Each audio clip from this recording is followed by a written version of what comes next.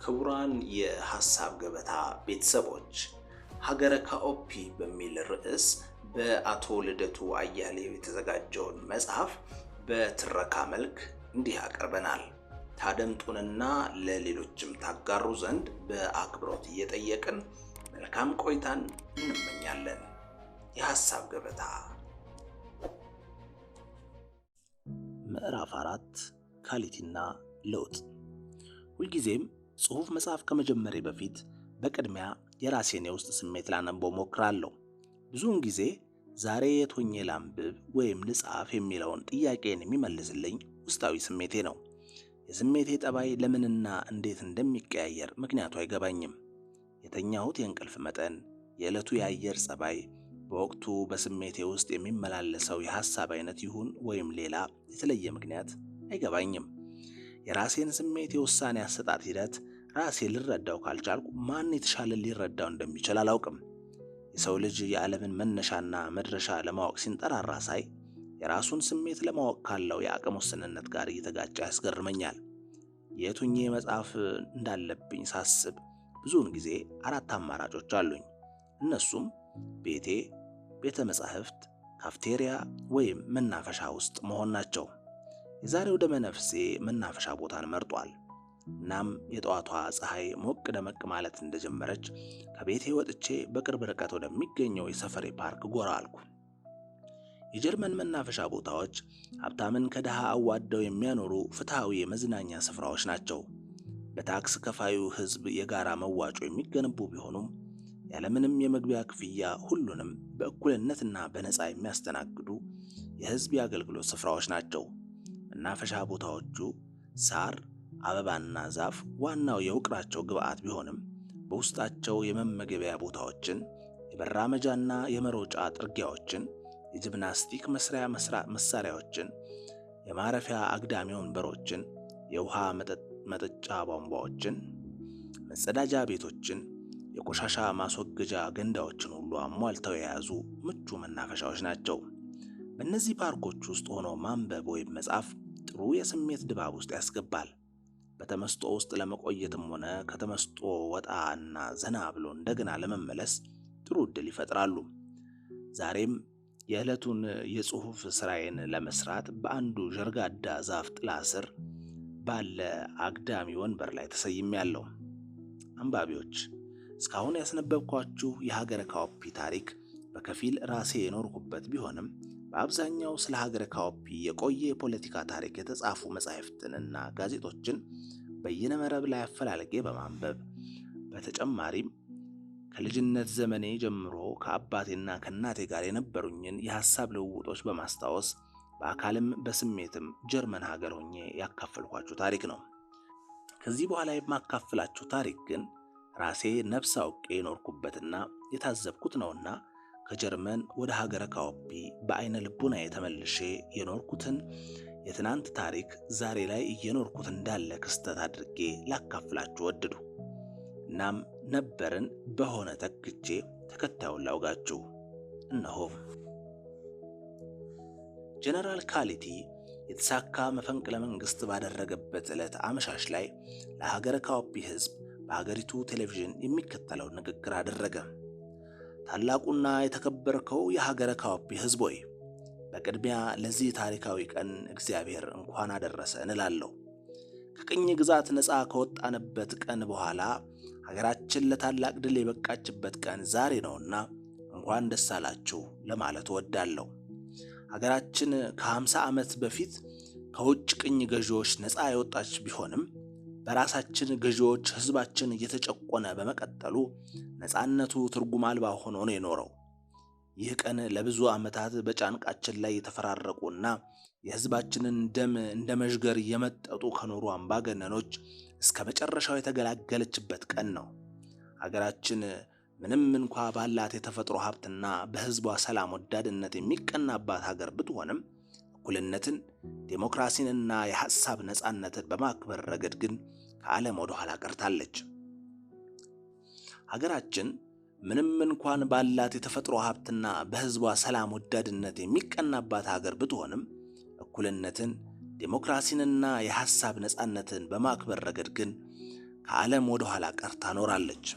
ሕዝባችን እነዚህ መሠረታዊ መብቶች እንዲከበሩለት በሰላማዊ መንገድ ደጋግሞ ቢጠይቅም አምባገነኑ የክራቫሞ መንግሥት ምላሽ ግን በሕዝባችን ላይ አፈናና ግድያ መፈጸም ሆኗል። ይህ የሕዝባችን ጥያቄ ተገቢና ፍትሐዊ መሆኑን ያመነው የመከላከያ ሰራዊታችን የበላይ አዛዦች የክራቫሞ መንግሥት የሕዝቡን ጥያቄ እንዲቀበልና አስፈላጊውን ለውጥ እንዲያመጣ የሕዝቡ አመፅ ከተጀመረበት ጊዜ ጀምሮ ደጋግመን ብንጠይቅም በጎ ምላሽ ሳናገኝ ቀርተናል። አምባገነኑ የክራቫሞ መንግሥት የሕዝቡን ፍትሐዊ ጥያቄ ከመመለስ ይልቅ ለመብቱ ጥያቄ እያቀረበ የሚገኘውን ሕዝብ በጭካኔ እየገደለ በስልጣን ላይ ለመቀጠል መወሰኑን ካረጋገጠን በኋላ ግን ከሕዝባችን ጎን በመቆም የአገዛዙን ገዳይነት ለማስቆም ወስነናል። ሰራዊታችን ከሕዝቡ አብራክ የወጣና ጥቂት አምባገነኖችን ሳይሆን ሕዝብንና ሀገርን በታማኝነት ለማገልገል ቃለ መሐላ ፈጽሞ መለዮ የጫነ ሰራዊት በመሆኑ ይህንን ሕዝባዊ ኃላፊነቱን ለመወጣት በክራቫሞ መንግሥት ላይ ተገቢ ነው ብሎ ያመነበትን እርምጃ ወስዷል። በትናንትናው ዕለት የቀድሞ ፕሬዝደንት ክራቫሞና የካቢኔ አባላቱን ምንም አይነት ደም መፋሰስ ባላስከተለ ጥንቃቄ ሰራዊታችን በቁጥጥር ስር አውሏቸዋል። ሁኔታዎች እስኪረጋጉ ድረስም ከመከላከያ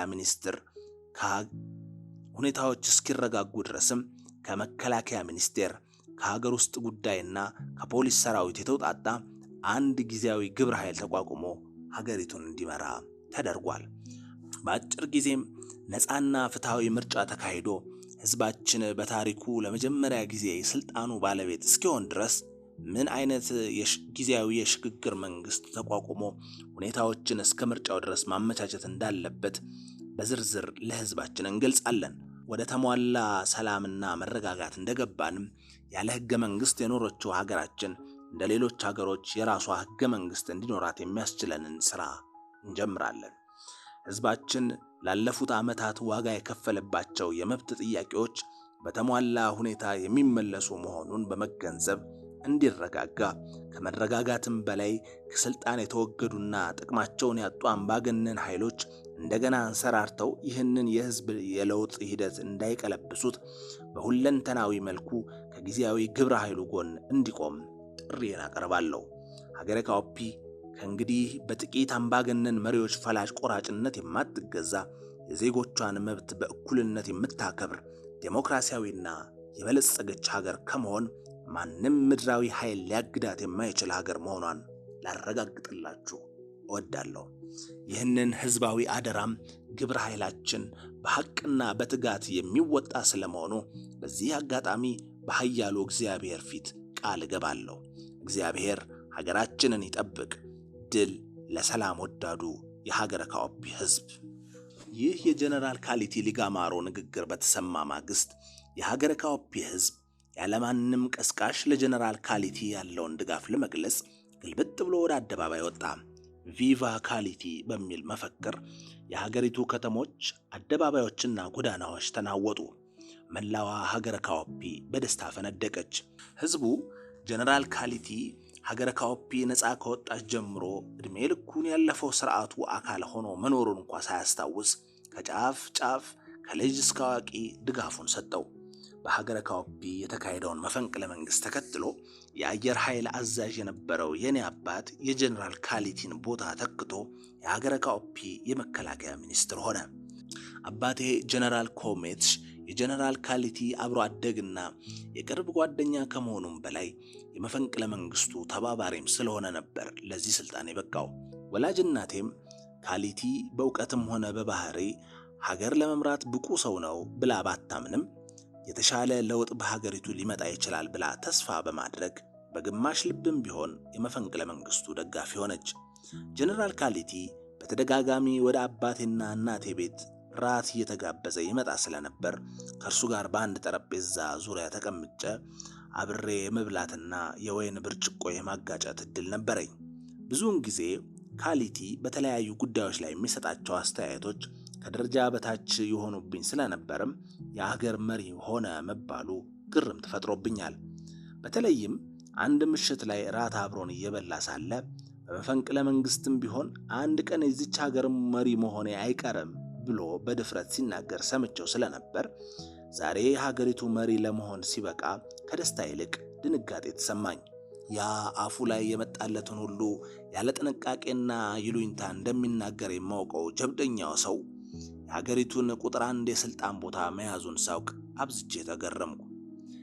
የሀገር መሪነት ቦታ አንዳንዴ እንደ ሎተሪ ዕጣ በማንም እጅ ላይ ይወድቃል ማለት ነው በማለት ራሴን ጠየቁ። በዚህም ምክንያት የላቀ ዕውቀትና ስነ ምግባር እንዳለው የምተማመንበት ወላጅ አባቴ በዚህ ሰው የተመራ መፈንቅለ መንግስት ተባባሪና የዚህ ሰው ተሿሚ መሆኑ ግራ አጋብቶ እየቆጠቆጠኝ ሰነበተ። ትዳር መስርቼና ልጆች ወልጄ ራሴን ችዬ መኖር ከጀመርኩ ዓመታት ተቆጥረዋል። የምኖረው እናትና አባቴ በሰጡኝና በራሳቸው ትልቅ ግቢ ውስጥ ለእንግዶች ማረፊያ እንዲሆን ታስቦ በተሰራው ተጨማሪ ቪላ ቤት ውስጥ ነው። ይህ የአባቴና የእናቴ የመኖሪያ ግቢ በሀገሪቱ አንቱ የተባሉ ባለሀብቶች፣ ባለስልጣናትና ታዋቂ ሰዎች በሚኖሩበት ውድ ሰፈር ውስጥ የሚገኝና ከሀገሪቱ ቤተ መንግስት ከ5 ኪሎ ሜትር ባልበለጠ ርቀት ላይ የሚገኝ ነው። ዋናው ወላጆቼ የሚኖሩበት ቪላ የቪክቶሪያ ዘመን በመባል በሚታወቀው የህንፃ አሰራር ዘይቤ ታነጸና ራሱ አንድ መካከለኛ መጠን ያለው ቤተ መንግስት የሚመስል ነጭ ህንፃ ነው። በውስጡ 12 መኝታ ቤቶች፣ 14 መጸዳጃ ክፍሎች፣ 3 የምግብ ማብሰያ ማዕድ ቤቶች፣ 3 የምግብና የመጠጥ ማስተናገጃ ሳሎኖች፣ የተሟላ ስፓና የስፖርት መስሪያ ቦታ አለው። የግቢው ስፋት ከ30,000 ካሬ ሜትር በላይ ሲሆን በውስጡ አባትና እናቴ ከሚኖሩበት ዋናው ቪላ በተጨማሪ 2 አነስተኛ የእንግዳ ማረፊያ ቪላዎችን አካቶ የያዘ ነው። ከነዚህ ቪላዎች ውስጥ በአንዱ እኔ ከባለቤቴና ከልጆቼ ጋር እኖርበታለሁ። ግቢው ዙሪያውን መልክ ባለው የድንጋይ ግንብና የብረት ቁልምሞች የታጠረ ሲሆን በውስጡም በኦሎምፒክ መጠን የተሰራ መዋኛ ቦታ፣ የቴኒስ መጫወቻ ሜዳ፣ የፈረሶች ጋጥና በርካታ የሰራተኞች የአገልግሎት ክፍሎችን አካቶ ይዟል። በግቢው ውስጥ ያለው የአትክልት ስፍራም እጅግ ውብና ከ1000 በላይ ሰዎችን በአንድ ጊዜ ማስተናገድ የሚችል ሰፊ የመዝናኛ ስፍራ ነው። አባቴ ለበርካታ ዓመታት በከፍተኛ ወታደራዊ አዛዥነት የሰራና በሀገሪቱ ከፍተኛ ደሞዝ ተከፋይ ከሆኑት 5 ሰዎች ውስጥ አንዱ ነው። ከመንግስት በሚያገኘው ደሞዝና የተለያዩ ህጋዊ ጥቅማ ጥቅሞች በቂ ሀብት ያፈራ ቢሆንም ከሙስናና ከአድሏዊ አሰራር የጸዳ ሰው በመሆኑ በህዝቡ ዘንድ የሚደነቅና የሚወደስ ስም አለው። ከጥንቃቄው መብዛት የተነሳ ለግል ጉዳዩ ከቦታ ቦታ ሲንቀሳቀስ በፍጹም መንግስት በመደበለት ተሽከርካሪ አይጠቀምም። የግል ቀጠሮ ኖሮት ወይም ወደ መዝናኛ ስፍራ ለመሄድ ከፈለገ የግል መኪናውን አስነስቶ ነው የሚሄደው። እንኳንስ ተሽከርካሪን ይቀርና በመንግስት ስልክ የግል ጉዳዩን ማውራት ስለማይፈልግ ሁልጊዜም በኪሱ 2 ተንቀሳቃሽ ስልኮችን ተሸክሞ የሚውል ሰው ነው። በመንግስት ስልክ ደውለን ስለ ቤተሰባዊም ሆነ የግል ጉዳያችን እንድናወራ ለኛ ለቤተሰቡ አባላትም አይፈቅድልንም። በዚህ ባህሪው ምክንያትም ወግ አጥባቂነት የበዛ ነው እያለን ተቸዋለን። እሱ ግን በዚህ ጉዳይ ላይ መዘባበትን አይወድም። የህዝብ አደራን ማክበር ሃይማኖቴ ነው ይላል። ለአባቴና ለእናቴ ሀብታም መሆን ዋናው ምንጭ ግን አባቴ ሳይሆን እናቴ ናት። እናቴ ከሀብታም ቤተሰብ የተወለደች በመሆኗ ምክንያት በርካታ ሀብት በውርስ ያገኘች ከመሆኑ በተጨማሪ በንግድ ሥራ የተካነች ሰው በመሆኗ የአንድ ግዙፍ የጭነት ትራንስፖርት ድርጅትና የ5 ታዋቂ ዓለም አቀፍ ሆቴሎች ባለቤት ነች። እጅ እርጥብ የምትባልና ገንዘብ የሰገደላት ታዋቂ ነጋዴ ነች። ወላጆቼ ከሙስና ጋር ሳይነካኩ በውርስና በጥረታቸው ያፈሩት ይህ ሀብት ከነሱም አልፎ ብቸኛ ልጃቸው የሆንኩትን እኔንና ቤተሰቦቼን ጭምር በድሎትና በቅንጦት እያኖረን ይገኛል። ፕሬዝዳንት ካሊቲ ወደ ስልጣን ከወጣ በሁለተኛው ሳምንት ለመጀመሪያ ጊዜ ከአባቴና ከእናቴ ጋር የራት ቀጠሮ ስለነበረኝ ወደዚያ ጎራ ለማለት አመሻሽ ላይ ከቤት የወጣው። ወደ ትልቁ ቪላ ዘልቄ ስገባም እንደተለመደው አባትና እናቴ 14 ሰው ለማስተናገድ በተሰራው በትልቁ የማዕድ ጠረጴዛ ጫፍና ጫፍ ላይ ተቀምጠው ቀይ ወይን ሲጠጡ አገኘዋቸው። የተሳካ መፈንቅለ መንግስት ተካሂዶ ለ9 ወራት የተካሄደው የህዝብ አመጽ የቆመበትና ሀገሩ የተረጋጋበት ወቅት ስለሆነ እናትና አባቴ ከወትሮ በተለየ ዘና ያለ ስሜት ውስጥ ያሉ ይመስላሉ። እኔም አንድ ብርጭቆ ወይን ለራሴ ቀድቼ ከአባቴ ጎን ተቀመጥኩ። ምግብ አብሳዩ የቀረበልንን ራት እየበላን ጭውውት ጀመርን። የባጤ ቆጡን እያነሳንና እየጣልን ትንሽ ስንጫወት ከቆየን በኋላ ሰሞነኛውን የሀገሩን ወሬ ማንሳት ፈለጉ። እንዴት ነው አዲሱ መንግስታችሁ እየተረጋጋ ነው? በማለት ለአባቴ ጥያቄ ያቀረብኩ። አዲስ መንግስት አልከው? የመሪ እንጂ የመንግስት ለውጥ እኮ የለም። ትናንትም ሆነ ዛሬ በስልጣን ላይ ያለነው እኮ እኛው ነን አለ አባቴ። እሱስ እውነት ነው። ሁላችሁም የነባሩ መንግስት አካል ናችሁ። ግን ለውጥን ለውጥ የሚያስብለው የሰው መለወጥና አለመለወጥ እኮ አይደለም። የስርዓት ለውጥ ካመጣችሁ ሰዎቹ እናንተ ብትሆኑ ምን ችግር አለው አልኩት። ችግር አለው አለኝና የወይን ጠርሙሱን አንስቶ ወደ ራሱ ብርጭቆ እየቀዳ ችግር አለው። አንደኛ አንድ ስርዓት አዲስ ራዕይና ተነሳሽነት ያላቸው አዲስ ሰዎች በውስጡ ከሌሉ በቀላሉ መሰረታዊ ለውጥ ለማምጣት ይቸገራል። ሁለተኛ በውትድርና ህይወት የኖርን ሰዎች ከፖለቲካ ራሳችንን ካላራቅን በስተቀር ጤናማ የሆነ ለውጥ በቀላሉ ሊመጣ አይችልም። እድሜ ልካችንን ስለማሸነፍና መደምሰስ ስንሰለጥን የኖርን ወታደሮች ጥሩ የፖለቲካ መሪ መሆን አንችልም። ሶስተኛውና ዋናው ምክንያት ጓደኛዬ ካሊቲ ወታደር ከመሆኑም በላይ በባህሪው አዛዥና አለቃ ለመሆን እንጂ መሪ ለመሆን የተፈጠረ ሰው አይደለም አለኝ። ይህ አባባሉ ስለ ካሊቲ ሰሞኑን በሐሳቤ ሲመላለስ የሰነበተውን ስጋት ስላረጋገጠልኝ ደስ አለኝ። አንድ ነገር ማስታወስኩና ካሊቲ አንድ ቀን እዚህ ከኛ ጋር ራት እየበላ በመፈንቅለ መንግስትም ቢሆን አንድ ቀን የሀገሪቱ መሪ መሆኔ አይቀርም ብሎ መናገሩን ታስታውሳላችሁ? በማለት ጠየቁ። እናቴ ጣልቃ ገባችና አዎ ደጋግሞ ነው እንደዛ የሚለው። እኔና አባትህ ከተጋባን ጊዜ ጀምሮ እንደዚያ ሲል ነው የኖረው። የሀገር መሪ ይሆናል ብዬ ጠብቄ ግን አላውቅም ነበር አለች። አባቴም ቀጠለና ካሊቲ የሀገር መሪ ለመሆን መመኘት የጀመረው ገና የካዴት ስልጠና ላይ እያለን በ19 ዓመቱ ነው። ከዚያ ጊዜ ጀምሮ የመሪነት ምኞት ከአፉ ተነጥሎ አያውቅም። ሲመኘው የኖረውን ነው ያገኘው። ትልቁ ችግርም እንዲህ ያለው ገደብ የለሽ የስልጣን ጥማቱ ነው አለ። የስልጣን ፍላጎት መኖሩ ምን ይጎዳል? እንዲያውም አስቀድሞ የተዘጋጀበት መሆኑ ሊጠቅም ይችላል። ዋናው ነገር ሀገር ለመምራት የሚያስችል ብቃት ያለው ሰው መሆኑ ነው አልኩ። አባቴ ስለ ካሊቲ ያለውን ትክክለኛ አቋም የበለጠ ለመረዳት በመፈለግ አባቴም ሳቅ እንደማለት አለና ኦሊንጎ የኛን ሀገር ለመምራት በዋናነት የሚያስፈልግ ጉልበትና ድፍረት እንጂ ዕውቀት ወይም ብቃት እኮ አይደለም። ከመጀመሪያው መሪያችን ከፕሬዝዳንት ሊንጓ ወዲህ ይችን ሀገር ላለፉት 50 ዓመታት በጉልበትና በድፍረት እንጂ በዕውቀት የመራት መሪ ኖሮ አያውቅም። አሁንም የሆነው የተለየ አይደለም። ካሊቲ ጥሩ ወታደር ነው። ነገር ግን ድፍረትና ጭካኔ እንጂ እዚህ ግባ የሚባል ሀገር ለመምራት የሚያበቃ ዕውቀትና ብቃት የለውም አለኝ ፈርጠም ባለ አነጋገር። እናቴ ከኔ ቀደመችና ማንም መሪ ሆኖ የሚፈጠር የለም። ሁሉም ወንበሩን ይዞ ነው ሀገር መምራት የሚለማመደው። ካሊቲም ቀስ እያለ ሊለማመደው ይችላል። ለኔ ዋናው ችግር የሱ ወታደር መሆን አይደለም። የአባቴ መልስ ስላስገረመኝ እናቴ ንግግሯን ሳትጨርስ አቋረጥኳትና ምን ማለት ነው? ካሊቲ ሀገር የመምራት ብቃት ከሌለው በሱ የሚመራውን መፈንቅለ መንግስት ለምን ደገፍ? በማለት ጠየቁት። አባቴ አሁንም ሳቅ ብሎ ኦሊንጎ ምን አማራጭ ነበረኝ? በማለት እኔኑ መልሶ ጠየቀኝ። ከቻልክ ካሊቲ መሪ እንዳይሆን መቃወም፣ ካልቻልክ ደግሞ ቢያንስ ድጋፍን አለመስጠት አትችልም ነበር? በዚህ ጥያቄ የበለጠ ከት ብሎ ሳቀና ኦሊንጎ ነገሮች እንደምታስባቸው ቀላል አይደሉም። በመፈንቅለ መንግስት ወቅት ከፍተኛ ወታደራዊ አዛዦች የሚኖራቸው ምርጫ በጣም ጠባብ ነው። ማን ትክክል ነው ወይም ብቃት አለው የሚለው ጥያቄ ትርጉም የለውም።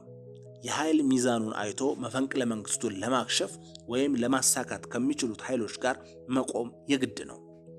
በተሳሳተ ስሌት ከሚሸነፈው ወገን ጋር መቆም ሆነ ገለልተኛ ሆኖ መገኘት ለአደጋ ስለሚያጋልጥ አሸናፊ ከሚሆነው ጋር መቆም ነበረብኝ አለኝ። ካሊቲ አሸናፊ እንደሚሆን እንዴት አወቅና አብረኸው ቆምክ? ሌላ ጥያቄ አስከተልኩ። ክራቫሞ ደካማ መሪ ስለነበር የተነሳውን አመጽም ሆነ መፈንቅለ መንግስቱን ማክሸፍ የማይችል ሰው እንደሆነ አውቅ ነበር። ካሊቲ ከልጅነቱ ጀምሮ የሀገር መሪ የመሆን ምኞት ስለነበረው መፈንቅለ መንግስቱን ከረጅም ጊዜ ጀምሮ ተዘጋጅቶበት ነበር። የተነሳው አመጽ በቁጥጥር ስር መዋል ያልቻለው ካሊቲ ከደህንነት ሹሙ ጋር ተመሳጥሮ ሆን ብሎ በሰራው ሴራ ምክንያት ነው። ከሁሉም በላይ ከክራቫሞ ይልቅ ካሊቲ ደፋርና ጨካኝ ሰው ስለሆነ መፈንቅለ መንግስቱን እንደሚያሳካው ለኔ ብዙ ማጠራጠሪያ አልነበረም። መፈንቅለ መንግስት እንደሚያካሂድ ያማከረኝ የመጀመሪያው ሰውም እኔ ስለሆንኩ ካሊቲን ከመደገፍ ውጪ ሌላ አማራጭ አልነበረኝም። ምን ታደርገዋለህ? በመጥፎ የታሪክ አጋጣሚ ራሴን በመጥፎ ቦታ ላይ አገኘሁት አለኝ ደስተኛ ባልሆነ ስሜት። ይህ አባባሉ በውስጤ የነበረውን አንድ ጥያቄ በተለየ መንገድ ለማየት ረዳኝ። በመጥፎ የታሪክ አጋጣሚ ራሴን በመጥፎ ቦታ ላይ አገኘሁት የሚለው አባባሉ አባቴ በሁኔታዎች አስገዳጅነት እንጂ እድሜ ልክ አስጠብቆት የነበረውን በጎ ሰብዕናውን ሽጦ ካሊቲን እንዳልደገፈ ግንዛቤ ሰጠኝ። በቀልድ መልክ ትንሽ ልሞግተው ፈለኩና የበለጠ እድገት አገኘህ እንጂ ምን ተጎዳህ አልኩት። ከአየር ኃይል አዛዥነት ወደ መከላከያ ሚኒስትርነት ማደጉን አስታውሼ። ካሊቲ ጥሩ አብሮ አደግ ጓደኛ ቢሆንም ጥሩ የፖለቲካ መሪ ሊሆን የሚችል ሰው አይደለም። ከሁሉም ነገር በላይ ስልጣንን አብዝቶ የሚወድ አንድን ነገር አስቦ የሚናገርና የሚሰራ ሳይሆን ከተናገረና ከሰራ በኋላ የሚያስብ ራስ ወዳድና ሁልጊዜም ራሱን የትኩረት ማዕከል ማድረግ የሚፈልግ የማንንም ምክር የማይሰማና ሁሉንም ነገር አውቃለሁ ባይ ግብዝ ሰው ነው። ከሁሉም በላይ ለሰው ልጅ ሕይወት ርህራሄ የሌለው ገደብ የለሽ በሆነ ጭካኔ የተሞላና በቀላሉ ወደ ማንኛውም አደጋ የመግባት ካላዋቂነት የሚመነጭ አደገኛ ድፍረት ያለው ሰው ነው። እንዲህ አይነት ሰው ራሱንም ሆነ ሀገርን ያልተጠበቀ አደጋ ውስጥ የማስገባት እድሉ ሰፊ ነው። ከእንዲህ አይነት አጥፍቶ ሊጠፋ የሚችል ሰው ጋር በስልጣንም ሆነ በጓደኝነት ቅርብ ሆኖ መገኘት አደገኛ ነው። እሱ መሪ እንደሚሆን ከጥቂት ዓመታት በፊት ብገምት ኖሮ አስቀድሜ ነበር ስራዬን የምለቀው አለ በጸጸት ስሜት። ታዲያ ይህን እያወቅ ከዚህ አይነት ሰው ጋር ወደፊት እስከመቼ አብረህ ትሰራለህ? በማለት በምላሹ ጠየቅኩት። ያለኝ እድል እንደምንም ሰበብ ፈልጌ ጡረታ መውጣት ነው። ያም ቢሆን በጥንቃቄ መፈጸም ያለበት ነው። እየሸሸሁት እንደሆነ ካወቀም አደጋ አለው አለኝ በስጋት ስሜት። የሰማሁትን ነገር ማመን ከበደኝ። ደነገጥኩ። አባቴ የእድሜ ልክ ጓደኛው የሆነውን ካሊቲን በዚህ መጠን ይፈራዋል ብዬ አልጠበኩም ነበር። እናም ካሊቲ ይህን ያህል አደገኛ ሰው ነው በማለት መልሱን ለመስማት የበለጠ እየፈራው ጥያቄን አስከተልሁ። አዎ፣ በራስ ፍቅር የተጠመዱ ሰዎች የሀገር መሪ ከሆኑ ውጤቱ አደገኛ ነው። ካሊቲ ሁላችንንም ይዞን ሊጠፋ የሚችል አደገኛ ሰው ነው አለኝ በከፍተኛ የስጋት ስሜት ውስጥ ሆኖ። ካሊቲ አንድ ሰው አይደለም እንዴ? ሌሎቻችሁ ከተባበራችሁበት ምን ሊያደርግ ይችላል? አልኩት በመገረም። ኦሊንጎ፣ በእኛ አይነቱ ሀገር አንድ ጊዜ እዚያች የመሪነት ወንበር ላይ ከተቀመጥክና መወደድ ሳይሆን መፈራት ከቻልክ አንድ ሰው ሳይሆን ሁሉም ሰው ትሆናለህ። አንድ ጊዜ የጸጥታ መዋቅሩንና ኢኮኖሚውን ከተቆጣጠርከው በኋላ ያንተን ጥረት ብዙም ሳይጠይቅ ሁሉም ሰው በራሱ ፈቃድ ታዛዥህና ተገዥህ ለመሆን ይሽቀዳደማል። ለአንተ ታማኝነቱን ለማረጋገጥ እንጂ በአንተ ላይ ለማሴር የሚደፍር ሰው አይኖርም አለኝ ተስፋ አስቆራጭ በሚመስል አገላለጽ። አጠገባችን የተቀመጠችው እናቴ ያለ አመሏ የሐሳብ ልውውጣችንን ማዳመጥ እንጂ ብዙም መናገር የፈለገች አትመስልም። እዚህ ላይ ግን ጣልቃ ገባች። እኔ ካሊቲ አንተ በምትለው መጠን ሁሉንም በስሩ የመግዛት አቅም አለው ብዬ አላምንም። እንደዚያ ልሁንም ካለ የትም አይደርስም። የአሁኑ ዘመን እንደ ቀድሞ ዘመን አይደለም። የሱ ህልውና የሚወሰነው በራሱና በዙሪያው ባላችሁት ሰዎች አይደለም። ከእንግዲህ በአፈና ህዝብን መግዛት አይቻልም። እምቢ ካለ እሱም በህዝብ ትግል እንደ ክራቫሞ ተጠርጎ ይወገዳል አለች በእርግጠኝነት ስሜት። ምን መሰለሽ አባቴ ቀጠለ፣ አንቺ ክራቫሞን አብዝተሽ ስለምትጠዩ ከሱ የባሰ ሰው አይመጣብንም ብለሽ በማሰብ ለካሊቲ በጎ አመለካከት አለሽ። እውነቱን ወደፊት ትረጃዋለሽ። ችግሩን አደገኛ የሚያደርገው ዋናው ነገር ግን አንቺ እንዳልሽው ለአምባገነኖች የማይመች ጊዜ ላይ መሆናችን ነው። እንደ ቀድሞ ህዝቡ ለአምባገነኖች የተመቸ ቢሆን ኖሮ ዲሞክራሲ ባይኖረንም ቢያንስ ሰላምና የኢኮኖሚ እድገት ኖሮን እንደ ሀገር መቀጠል እንችል ነበር። ከፍተኛ ለውጥ ፈላጊ ህዝብና ከሀገር በላይ ስልጣኑን የሚወድ ጨካኝ አምባገነን መሪ እንዲህ እንደ ዛሬው በአንድ የታሪክ አጋጣሚ ሲገናኙ ግን ውጤቱ የከፋ ነው የሚሆነው። የህግ የበላይነትና የተቋማት ነፃነት በሌለበት ሀገር ሁለቱ ኃይሎች ላለመሸናነፍ የሚያደርጉት ግብግብ የሀገርንና የህዝቡን ህልውና አደጋ ላይ ሊጥለው ይችላል። እንደምታስቢው ቀላል የሚሆን አይመስለኝም አላት። እናቴ ቀደም ብላ ስትናገር ለኔ ችግሩ የካሊቲ ወታደር መሆን አይደለም ስትል ሰምቻት ስለነበር ለምን ይህን እንዳለች እንደገና አስታውሼ ጠየኳት። ቅድም እኮ ወሬን ሳልጨርስ አቋርጠኸኝ ነው በማለት ከወቀሰችኝ በኋላ ለኔ ተገቢ ለውጥ እንዳይመጣ የሚያደርገው ዋና ምክንያት የካሊቲ ወታደርና ጨካኝ መሆን አይደለም በሚለው ነገር አባትህ እንደማይስማማ አስቀድሜ ባውቅም በእኔ አስተሳሰብ ግን በዚህ ሀገር መሰረታዊ ለውጥ እንዳይመጣ እንቅፋት የሚሆኑት የካኦፒ ብሔረሰብ ልሂቃን ናቸው። እነሱ የፖለቲካ ስልጣኑን ተቆጣጥረው እስከቀጠሉ ድረስ በዚህች ሀገር መሰረታዊ ለውጥና ዘላቂ ሰላም ሊመጣ አይችልም አለች። እናቴ ምን ማለት እንደፈለገች ለኔ አልገባኝም። አባቴ ከካኦፒ ብሔረሰብ የተወለደ መሆኑን ባውቅም ክራቫሞም ሆነ ካሊቲ የየትኛው ብሔረሰብ ተወላጅ እንደሆኑ ግን አላውቅም። ከዚያም በላይ የካኦፒ ልሂቃንንና ስልጣንን በተለየ ሁኔታ ምን እንዳገናኛቸው ስላልገባኝ ማሚ ምን እያልሽ እንደሆነ አልገባኝም። ጎሳንና ስልጣንን ምን አገናኛቸው አልኳት። ባይገባ ይሻላል፣ እሷ የሌለ ነገር ነው የምታወራው አለ አባቴ ከእናቴ ቀድሞ። እናቴ በስጨት ብላ የሌለ ነገር አይደለም የማወራው፣ እናንተ እንደሌለ ብትክዱም እኛ ደግሞ መኖሩን እናውቃለን አለች በቁጣ ወደ አባቴ አፍጥታ እያየች። አባቴ በተነሳው ርዕሰ ጉዳይ ላይ ውይይቱን መቀጠል ብዙም የፈለገ አይመስልም። ራሱን ወዝወዝ አድርጎ ዝም አለ። እናቴ ወደ እኔ ዘወር አለችና ለአንተ ግንኙነቱ ላይገባ ይችላል፣ ምክንያቱም አንተ ከኔና ከአባትህ በተለየ የብሔረሰብ ማንነት የሌለ የከተማ ልጅ ነህ። ለኛ የብሔረሰብ ማንነት ላለን ሰዎች ግን ብሔረሰብና ስልጣን ግንኙነት አለው። ባይኖሮ ኖሮ እስካሁን የተፈራረቁት 5 የሀገር መሪዎች ሁሉም የካኦፒ ብሔረሰብ ተወላጅ ባልሆኑ ነበር። 15 ብሔረሰብ ባለባት ሀገር አባትህን ጨምሮ ከ3 እጅ በላይ የሆኑት የሀገሪቱ ባለስልጣናት በማዮና በዙሪያዋ ከሚገኙ ከ3 ብሔረሰቦች ብቻ የመጡ ባልሆኑ ነበር አለች። ይሄ ነገር እውነት ነው?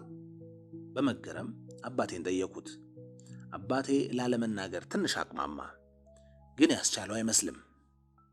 በመጀመሪያ የሀገሪቱ መሪዎች የካኦፒኛ ቋንቋ ተናጋሪ መሆናቸው እንጂ ትውልዳቸው ከየትኛው ጎሳ እንደሆኑ የሚታወቅ ነገር የለም። የማዮና በማዮ ከተማ ዙሪያ ያለው ህዝብ ከተለያየ ጎሳ መጥቶ የተቀላቀለና የራሱን ቋንቋ ረስቶ ካኦፒኛ ተናጋሪ የሆነ ነው። እርግጥ ነው ሌላው ህዝብ የምንናገረው ቋንቋ አንድ አይነት መሆኑን በማየት ብቻ ሁላችንንም የካኦፒ ጎሳ አባላት አድርጎ ያየናል። እኛ ግን ካኦፒኛ ተናጋሪ ከመሆናችን ባለፈ ራሳችንን የካኦፒ ጎሳ አባላት አድርገን አናይም። ከዚያም በተጨማሪ በሀገረ ካኦፒ ታሪክ እስካሁን በጎሳ ማንነቱ ተመርጦ የተሾመ አንድም ባለስልጣን አላውቅም። እኔም ቤተሰቦቼ በልጅነቴ ሞተውብኝ በ18 ዓመቴ በወታደርነት ተቀጥሬ በራሴ ጥረት ነው አሁን ለደረስኩበት ደረጃ የበቃሁት። ውትድርና ስቀጠርም ሆነ ኋላ ላይ ለዚህ ሁሉ ማዕረግና ሹመት ስበቃ ልምዴንና ዕውቀቴን እንጂ ጎሳዬን ተጠይቄ አላውቅም። የካኦፒኛ ቋንቋ ተናጋሪዎች በስልጣን ቦታ ላይ ቁጥራችን የበዛ መሆኑ የሚካድ አይደለም። ይህ የሆነው ግን በታሪክ አጋጣሚ እና በግል ምርጫችን እንጂ በጎሳ መስፈርት ተመርጠን ስለተሾምን አይደለም አለ አባቴ። በታሪክ አጋጣሚና በግል ምርጫችን ስትል ምን ማለት እንደሆነ አልገባኝም አልኩት። በእርግጥም አባባሉ ግልጽ ስላልሆነልኝ። በምንናገረው ቋንቋና በተወለድንበት አካባቢ ምክንያት የካኦፒ ጎሳ አባላት ተደርገን የምንታየው ሰዎች በብዛት በስልጣን ዙሪያ መገኘታችን የሚካድ አይደለም።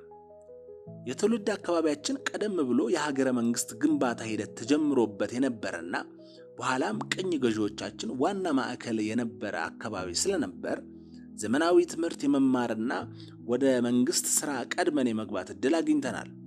ቅኝ ገዢዎቻችን ካኦፒኛን የሀገሩ ቋንቋ እንዲሆን ማድረጋቸው ከሌሎች የተሻለ የመንግስት ተቀጣሪና ወታደር እንድንሆን በር ከፍቷል። ይህ ግን በታሪክ አጋጣሚ የተገኘ እድል እንጂ በጎሳ ማንነታችን ወይም በአድሎ የተሰጠን አይደለም። ውትድርና ቋንቋውን መናገር የቻለና የፈለገ ሁሉ የሚገባበት መስክ ነው። በአሁኑ ወቅት 80% የሚሆነው ህዝብ ካኦፒኛ ይናገራል። ብቃቱ እስካለው ድረስ ወታደርና የመንግስት ሰራተኛ ለመሆን የሚከለክለው የለም። እኔና እናትን እንደ ጥሩ ምሳሌ ማየት ትችላለህ። እናቴ ነጋዴ መሆን መረጠች፣ እኔ ወታደር መሆን መረጥኩ። እኛ ውትድርናን በመምረጣችን የፖለቲካ የበላይነት የመያዝ እድል አገኘን። እሷና የእሷ ጎሳ ተወላጆች ደግሞ ነጋዴነትን ስለመረጡ በኢኮኖሚ የበላይነት አላቸው። ይህንን እውነታ በተለየ የጎሳ አድልኦና ተጽዕኖ እንደመጣ አድርጎ ማሰብ ስህተት ነው እና ያልቀበለው አለ አባቴ ትከሻውን ከፍ እያደረገ። አፕልና ብርቱካንን አታነጻጽር። ፖለቲካና ኢኮኖሚ አንድ አይደሉም። ፖለቲካ በጋራ ውሳኔ ሰጭ ልንሆንበት የሚገባን የሀገር አስተዳደር ጉዳይ ነው። በግል ጥረት ከሚገኝ ሀብትና ንብረት ጋር መነጻጸር የለበትም አለች እናቴ። አባቴም ቀጠለና ሁለቱም ያለ ግል ፍላጎትና ጥረት የማይገኙ በህብረተሰብ ውስጥ ተጽዕኖ ፈጣሪ አቅሞች ናቸው። እንዲያውም ኢኮኖሚ ጡረታ የማይወጣበት የበለጠ እና ዘላቂ የሆነ ተጽዕኖ የመፍጠር አቅም አለው። ፖለቲከኛውን ሁሉ የምታሾሩት እናንተ አይደላችሁ አለ አባቴ ጣቱን ወደ እናቴ እያመለከተ። እኛ ግለሰብ ፖለቲከኞችን ልናሾር እንችላለን። ህዝቡንና ሀገሩን የምታሾሩት ግን ፖለቲከኞች ናቸው። የማይነጻጸር ነገር ነው ያነጻጸርክ ያለኸው አለች በድጋሜ። ቢቻልና እኔና አንቺ ቦታ ብንለዋወጥ ምንኛ ደስ ባለኝ ነበር አለና አባቴ ከመቀመጫው ለመነሳት እየተዘጋጀ፣ እኔ ዛሬ አንቺን ልሁን ብል መሆን አልችልም። አንቺ ግን ሁልጊዜ ተቃዋሚ ሆነሽ መኖር ስለምትፈልግ እንጂ የመንግስት ስራና ስልጣን መያዝ ከፈለግሽ እድሉ አለሽ። እንዲያውም በዚህ ሀገር ለሹመት እየተጠየቀ ፈቃደኛ ሳይሆን የቀረ ሰው እንዳንቺ አላውቅም አለ አባቴ ውይይቱን ለመቋጨት በፈለገ ስሜት ከመቀመጫው እየተነሳ። እኔ እያወራው ያለሁት ስለ ግለሰብ ወይም ስለኔ አይደለም። እኔ እናንተን መምሰል ስለቻልኩ እንዳልከው የፈለግኩትን የመሆን እድል አለኝ። የእናንተን ቋንቋና ባህል የማያውቀውና እናንተን የማይመስለው ሰፊው የዳር ሀገር ህዝብ ግን እኔ ያለኝ እድል የለውም። እናንተ በታሪክ አጋጣሚና በምርጫ አገኘን የምትሉትን እድል ሌሎችም እንዲጋሩት ለማድረግ የሚያስችል አዲስ መፍትሄ ማምጣት እና መቀበል የግድ አስፈላጊ ነው አለች። እናቴ ክርክሩን መቀጠል ብትፈልግም አባቴ ከዚያ በላይ መቀጠል አልፈለገም። ከመቀመጫው ተነስቶና ተሰናብቶን ወደ መኝታ ክፍሉ ሄደ። ከጥቂት ዓመታት በፊት እናቴ እንዲህ አይነት ከማንነት ጋር የተያያዘ ጥያቄ ስታነሳ ሰምቻት አላውቅም። ዛሬ ላይ ግን ዋናው ጥያቄዋ እሱ ሆኗል። ይህ ለምን እንደሆነ ይገርመኝ ስለነበር በዚህ አጋጣሚ ልጠይቃት ፈለኩና፣ ማሚ ለምንድን ነው ግን ቀድሞ የማታነሺውን የማንነት ጥያቄ ዛሬ ላይ ደጋግመሽ የምታነሺው? ከጥቂት ዓመታት በፊት ይታይሽ ያልነበረ ችግር ዛሬ ላይ እንዴት ታየሽ? አልኳት በመገረም። ጥሩ ጥያቄ ነው ያነሳው። ምን መሰለህ ሆሊንጎ አለችና እሷም ከመቀመጫዋ እየተነሳች፣ ምን መሰለህ፣ ንቃተ ህሊና በአንድ ጊዜ የሚፈጠር ነገር አይደለም።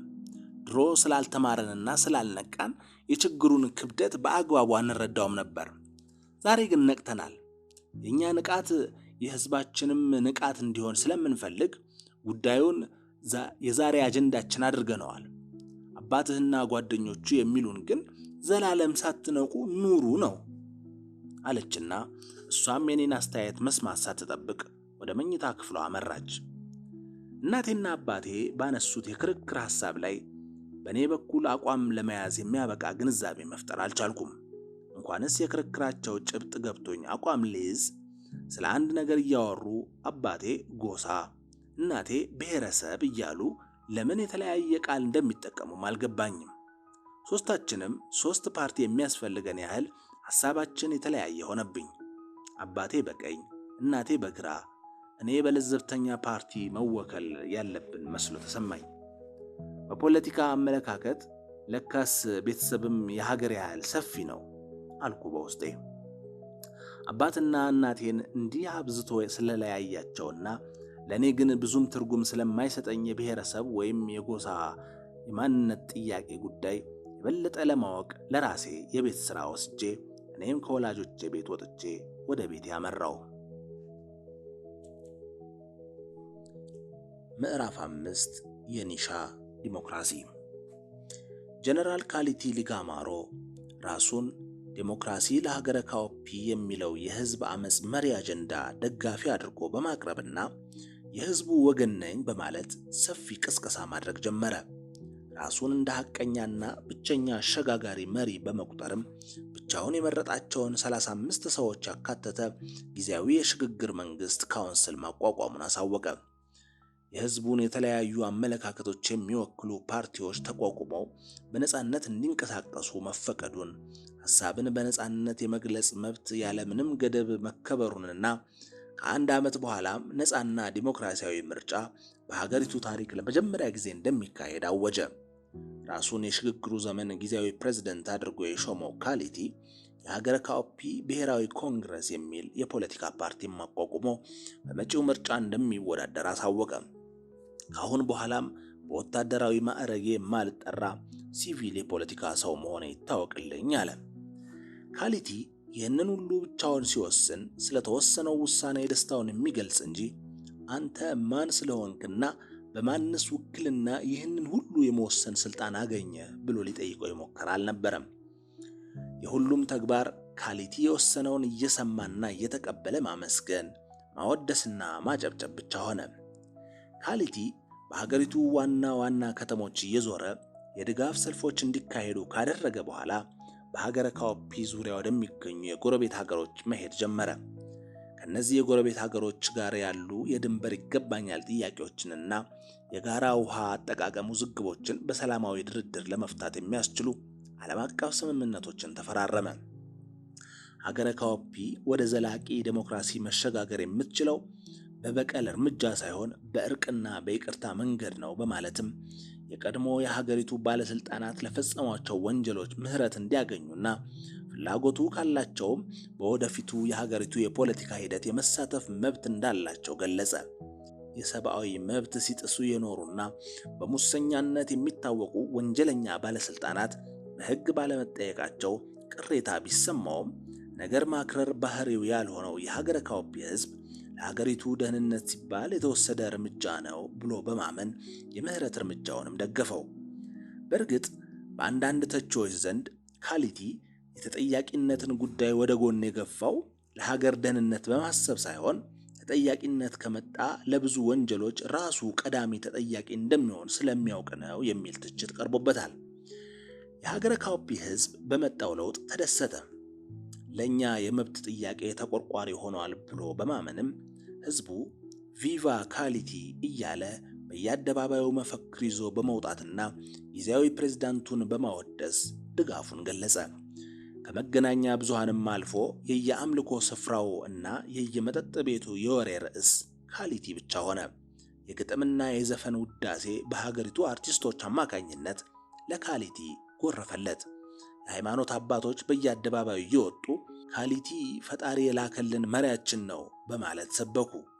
በዚህም ምክንያት በአመፅ ስትናወጽ የከረመችው ሀገረ ካኦፒ በከፍተኛ ፍጥነት ተረጋጋች። ችግር ገጥሞት የነበረው የሀገሪቱ ኢኮኖሚም እንደገና ማንሰራራት ጀመረ።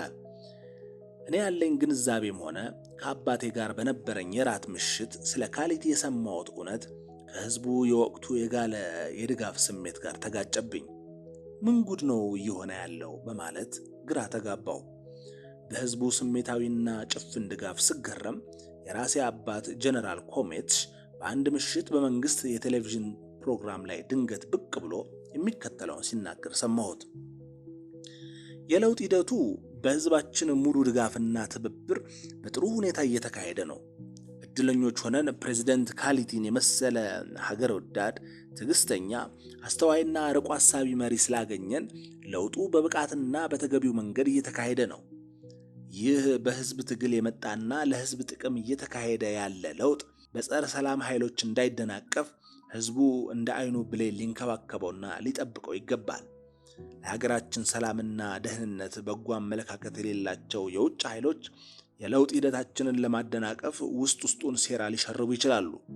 ስለዚህ ያንዳንዱ የሀገረ ካኦፒ ዜጋ ራሱን የሀገሩ ወታደር አድርጎ በማየት ለውጡን ከማንኛውም የውጭ ጠላትና የውስጥ ተላላኪ ኃይሎች ጥቃት በንቃት ሊጠብቅ ይገባዋል አለ። የሰማሁትን ማመን አቅቶኝ ደነገጥኩ። አባቴ በሕይወቱ ከማንም በላይ ውሸትንና ማስመሰልን አብዝቶ የሚጠየፍ፣ የሚያምንበትን ነገር በቀጥታ በመናገር እድሜ ልኩን የሚታወቅ ሰው ስለሆነ የሰማሁትን ነገር የተናገረው አባቴ ስለመሆኑ አምኜ መቀበል ተቸገርኩ። በሕይወቴም ለመጀመሪያ ጊዜ በአባቴ የሀፍረት ስሜት ተሰማኝ። ቅስሜ ስብር አለ።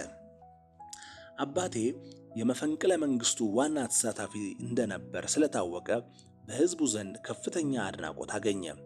የሚያገኙኝ ወዳጆችና ጓደኞቼ ሁሉ እንኳን ደስ አለ ይሉኝ ጀመር።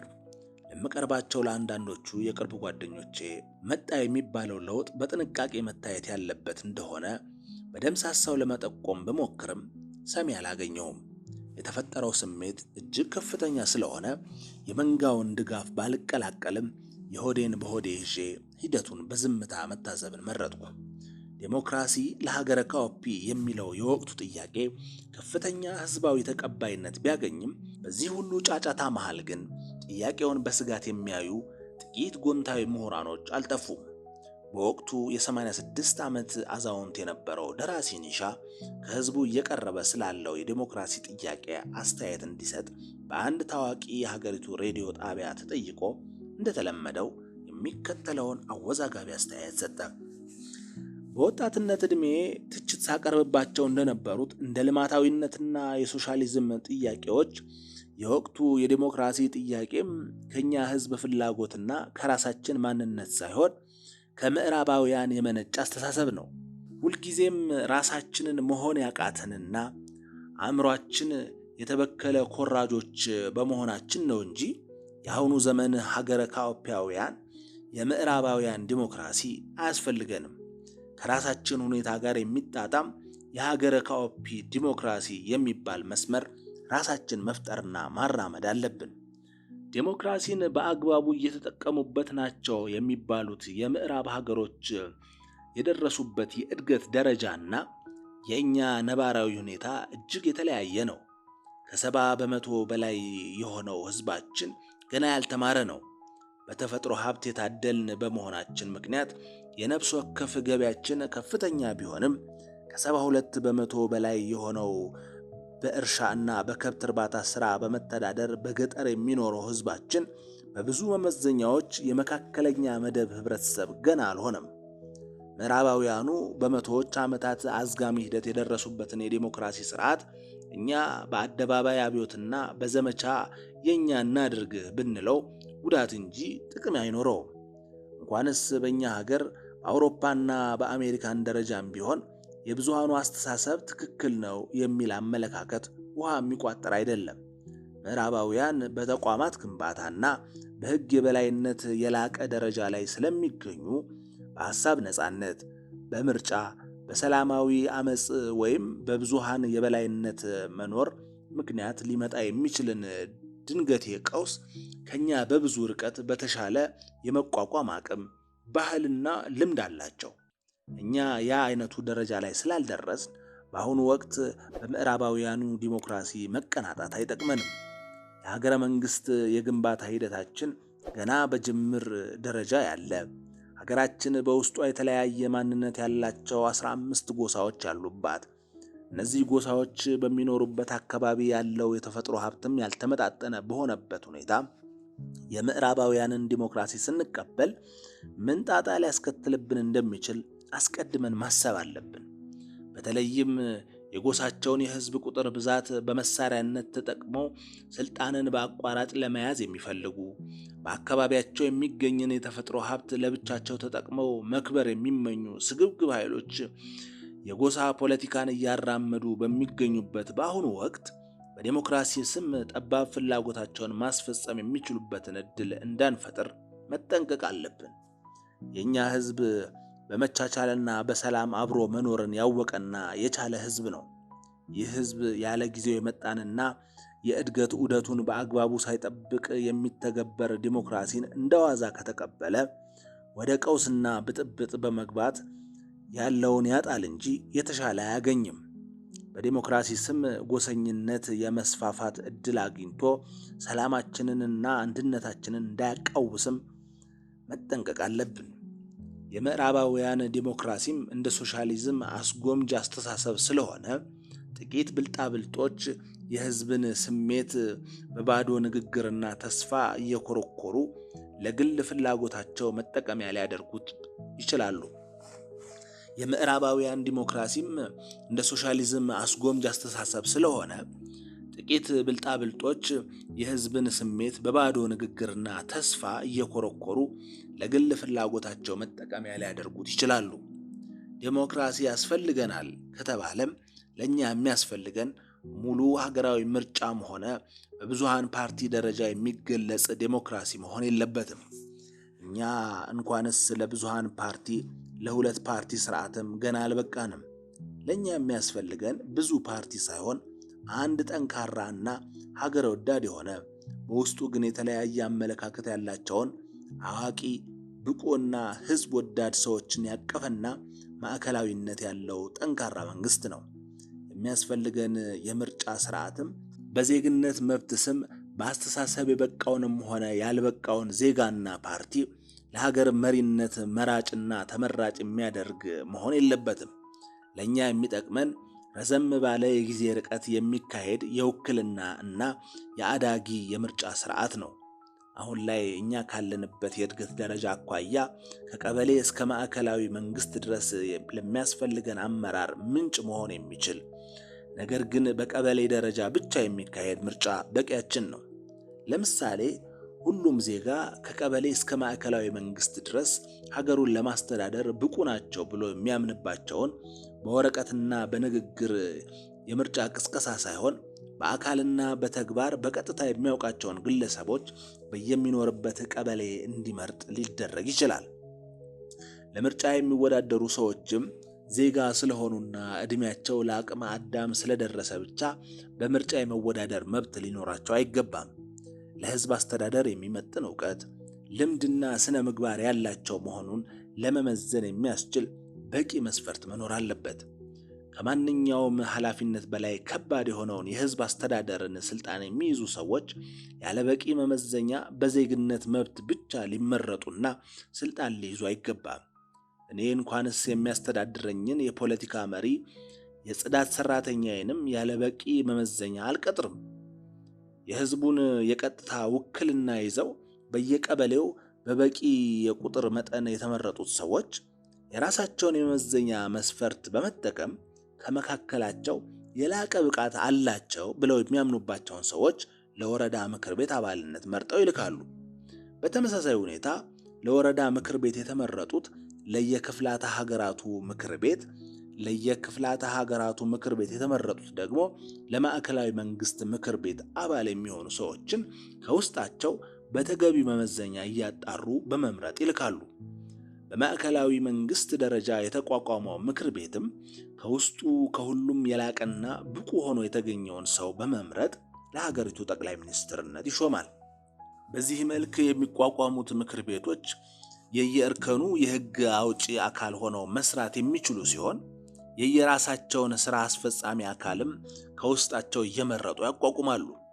ስለዚህ በቀበሌ ደረጃ በተካሄደ በአንድ ጥራት ያለው የህዝብ ምርጫ ከቀበሌ እስከ ማዕከላዊ መንግስት ድረስ ያሉ ሁሉንም ህግ አውጪ ምክር ቤቶችና ስራ አስፈጻሚ አካላት ማቋቋምና የሀገሪቱን ጠቅላይ ሚኒስትርም የቀጥታና የውክልና ጥምረት በሆነ የምርጫ ሂደት መምረጥ ይቻላል ማለት ነው። በዚህ እርስ በርሱ ተያያዥ በሆነ ማዕከላዊነት የሚቋቋሙ መዋቅሮች የሚመረጡ መሪዎች በልምድ በአስተሳሰብም ሆነ በስነ ምግባር ደካማ የመሆን እድላቸው እጅግ ጠባብ ይሆናል። እንዲህ አይነቱ በህዝብ የተመረጡ ሰዎችን መሰረት አድርጎ የሚካሄድ የውክልና ሂደትም ማንነታቸውንና ብቃታቸውን በአግባቡ ሳናውቃቸው በአንድ የምርጫ ዘመቻ በመገናኛ ብዙሃን ብቅ ብለው በሚያደርጉት አማላይና ስሜት ኮርኳሪ ቅስቀሳ እንዳንታለልና ቀበሌን የማስተዳደር አቅም የሌላቸው ሰዎች በግርግር የሀገር መሪ የመሆን እድል እንዳያገኙ ማድረግ ያስችለናል።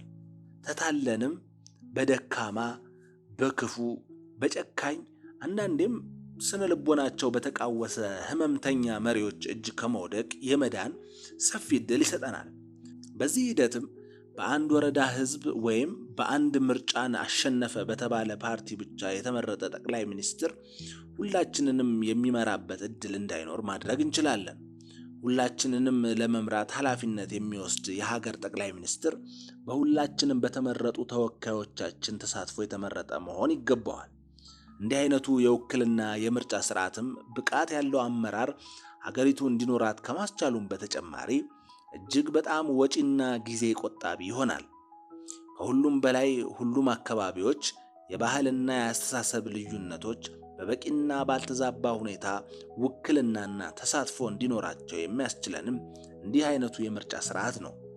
በብዙሃኖች ብቻ ሳይሆን ባልመረጥናቸው አናሳዎችም ከመገዛት የሚያድነን እንዲህ አይነቱ መነሻውን ቀጥተኛ የህዝብ ምርጫ አድርጎ መድረሻውን ውክልና የሚያደርግ የተግባቦት የምርጫ ሂደት ነው።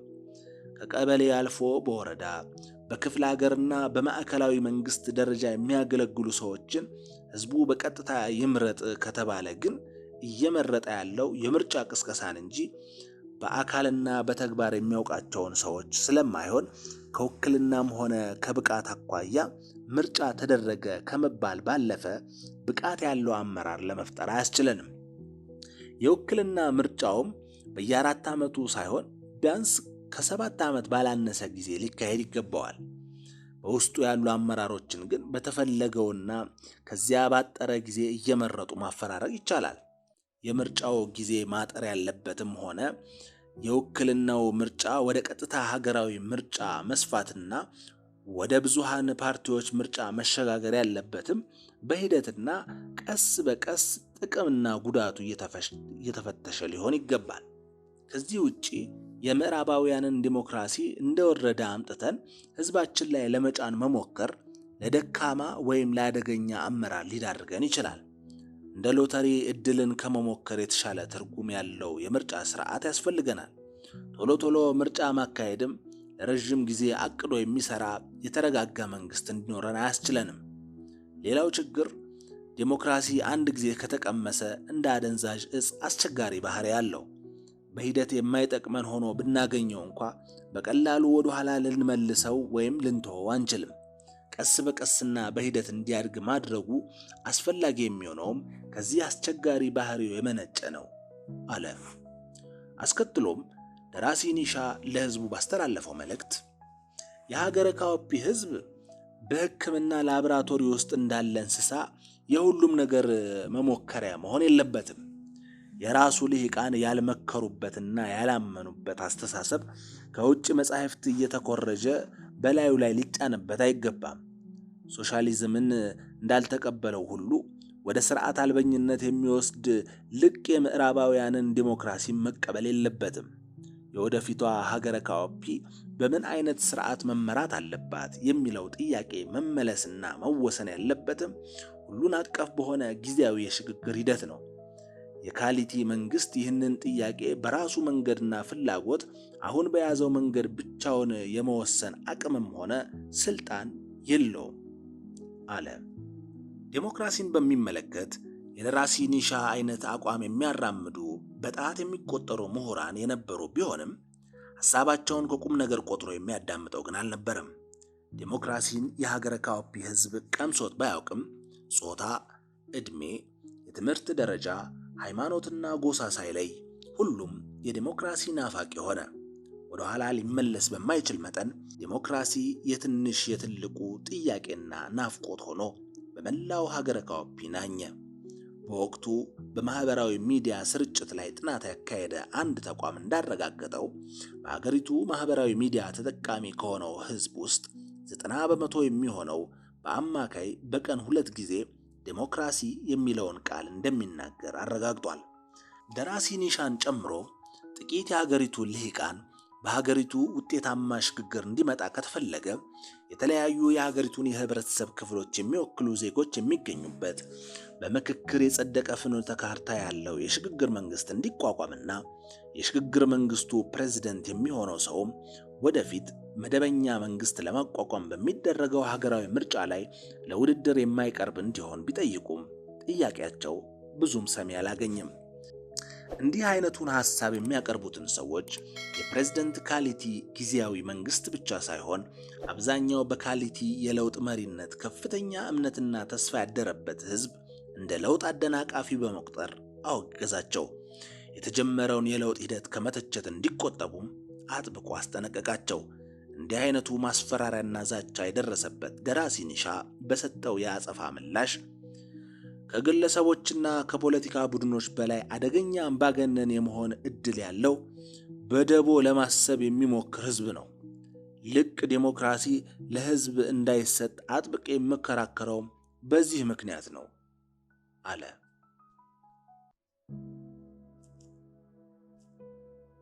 የሐሳብ ገበታ ሐሳብ ያለ ልዩነት በሚዛናዊነት እንዲሁም በአሳታፊነት የሚንሸራሸርበት ቤት። በሐሳብ ገበታችን ወቅታዊ፣ ማህበራዊ፣ ፖለቲካዊ እንዲሁም የህግ ጉዳዮች በስፋት በጥልቀትና በአካታችነት ይቀርባሉ።